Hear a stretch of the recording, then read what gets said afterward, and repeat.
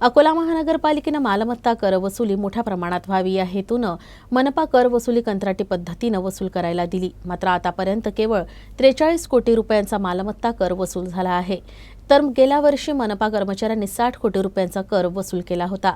या कमी स्वरूपाच्या कर वसुलीमुळे मनपाचं बजेट कोलमडण्याची शक्यता आहे. यामुळे कर वसुली कंत्राटी पद्धतीनं देण्याचा निर्णय फसवा ठरल्याची चर्चा या निमित्तानं सुरू झाली आहे. अकोला महानगरपालिकेचा मालमत्ता कर वसुली हे उत्पन्नाचं मुख्य स्रोत आहे.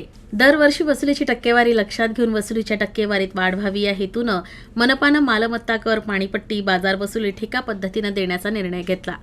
स्वाती इंडस्ट्रीज या कंपनीला 21 ऑगस्ट 2023 पासून कामाचे आदेश देण्यात आले.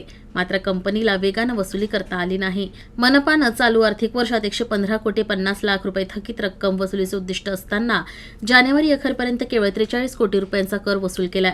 उर्वरित 2 महिन्यात गेल्या वर्षीच्या वसुलीचा आकडाही पार केला जाण्याची शक्यता अतिशय कमी आहे. मनपाचं बजेट कोलमडण्याची शक्यता यामुळे निर्माण झाली आहे.